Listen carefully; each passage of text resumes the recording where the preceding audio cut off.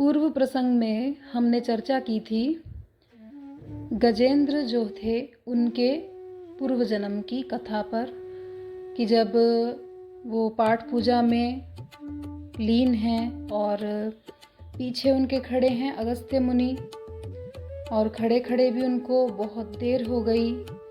वो तब अपने भजन भक्ति में पाठ पूजा में इस तरह से मग्न हो गए कि उन्हें पता ही नहीं कि कौन है। जब उनकी तरफ दृष्टि गई तब श्राप देने के लिए कह दिया कि अब तो तुम्हें श्राप मिलेगा, क्षमा नहीं मिलेगी।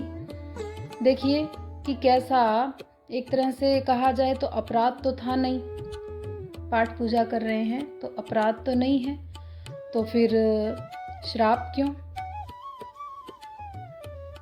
कहा जाता है कि यदि संत का अपमान तो परमात्मा का अपमान, और अगर परमात्मा का अपमान हो जाए तो वो संत का अपमान भी कहलाता है। पीछे संत खड़े हैं, उनका अपमान तो जिनका वो स्मरण कर रहे हैं, भक्ति कर रहे हैं भगवान विष्णु की, तो उनका भी अपमान हो गया। अब इसका क्या निवारण हो सकता है? हमने एक प्रश्न भी किया था आपसे कि अगर हम पाठ पूजा करने के लिए बैठे हों, हमारा नियम है कि शाम को हम 5 बजे या कोई भी आप समय जिस समय पूजा करते हैं उसी समय कहीं पर कथा या चर्चा हो रही हो तो हमें उसमें से किसका चुनाव करना चाहिए? कथा श्रवण करने जाना चाहिए या फिर जो हमारा नियम है प्रारंभ से ही कि हमें इस समय पूजा करनी ही है, तो क्या करना चाहिए? ये प्रश्न आपसे किया था और उत्तर के लिए कहा भी था आप सभी से कि आप जो भी सुन रहे हैं, वीडियो को जो देख रहे हैं, वो उत्तर दें। पर उत्तर भी नहीं दिया किसी ने, कोई बात नहीं। तो हमने पहले ही कहा था कि उत्तर कोई नहीं देगा तो हम ही दे देंगे। तो इसका उत्तर ये होना चाहिए। अब आप भी अपना विचार, अगर आप मंथन करेंगे तो आप भी अपना विचार अगर बताना चाहें तो आप निसंकोच बता सकते हैं कमेंट के जरिए। तो इसका उत्तर ये होना चाहिए कि हमें कथा में जाना चाहिए। तो अभी आप कहेंगे तो फिर ये अपराध हो गया कि पाठ पूजा का जो शुरू से नियम है उसे छोड़ करके और कथा में पहुंच गए, तो फिर वो तो अपराध हो गया।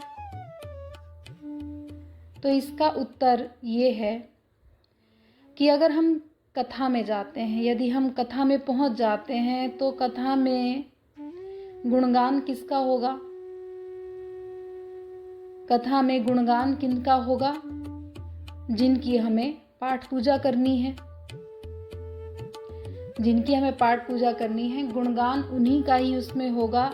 उसके माध्यम से हम अपना जो हमारा नियम है एक पाठ पूजा करने का, एक तरह से वो वहाँ संपन्न हो जाएगा भजन गा करके अथवा अपने श्रवण अपने कानों के द्वारा उस चर्चा का रस पान करके।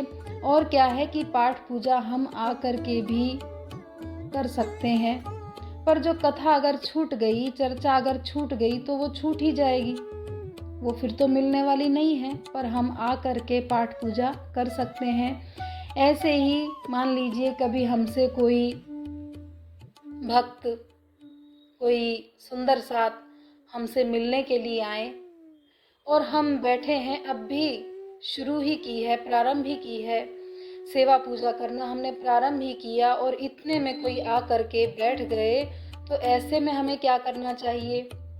या हम पूरी सेवा पूजा पाठ पूजा संपन्न करके तब उनसे बात करें या फिर पहले उनसे बात करके फिर पाठ पूजा करें? तो इसका उत्तर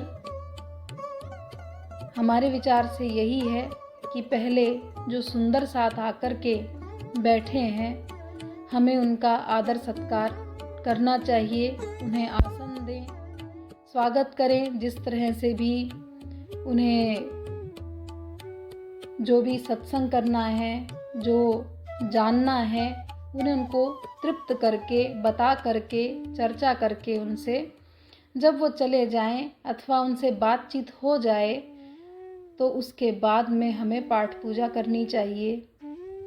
क्योंकि सुंदर साथ आकर के बैठे हैं और मान लीजिए हमारा 1 घंटे तक पाठ पूजा का समय है, हम उसे कर रहे हैं, इतने में हो सकता है कि उनको जाने की भी जल्दी हो, कहीं जाना हो या ट्रेन ही छूटने वाली हो उनकी, वो मिलने के लिए आए हों, कुछ सत्संग सुनने के लिए आए हों। इतने में अगर वो चले जाएंगे तो उनसे जो हमें विषय पर चर्चा करनी थी वो हमारी रह जाएगी। और इस तरह से हम आदर सत्कार का जो एक भाव होता है सुंदर साथ के लिए, किसी भक्त के लिए, वो भी हमारा नहीं कहलाएगा। और मन में खिन्नता भी आ जाएगी कि बताओ हम उनके घर गए और हमारा आदर सत्कार नहीं हुआ। वो पाठ पूजा करते रहे पर हमारा आदर सत्कार नहीं हुआ, हमसे 2 बात भी नहीं की।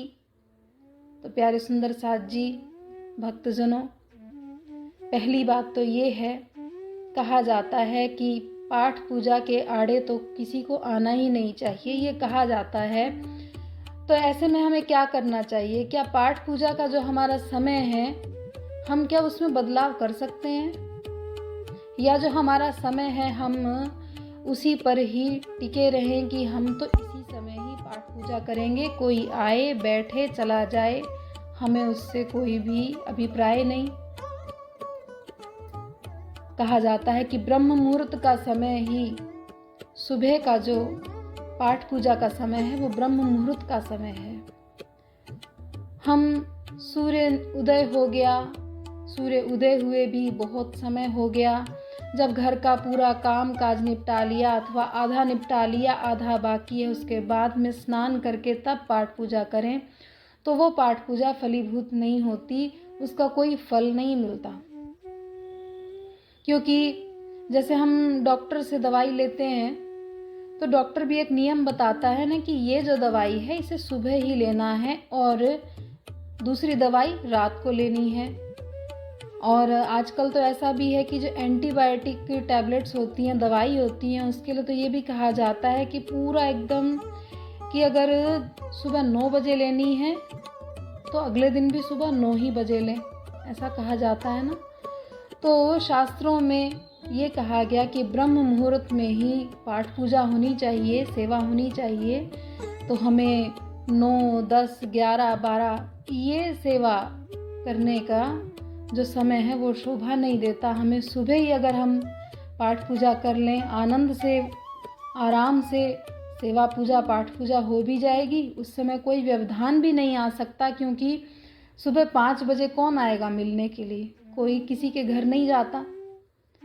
तो उस समय हम आराम से जितना भी पाठ करना चाहें, जितना भी पूजा में समय लगाना चाहें, हम आराम से लगा सकते हैं। ऐसे ही संध्या समय हो सकता है कभी कोई आ सकते हैं मिलने के लिए, पर फिर भी हम अगर इस तरह का अपना नियम बना लें, सुबह का समय तो चेंज कर ही सकते हैं, बदलाव कर सकते हैं।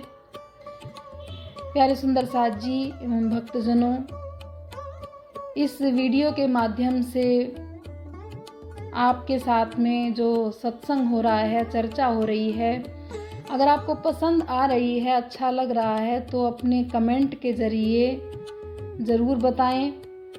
वीडियो में किसी और प्रसंग पर या फिर इसी प्रसंग को आगे बढ़ा करके इस पर चर्चा करेंगे।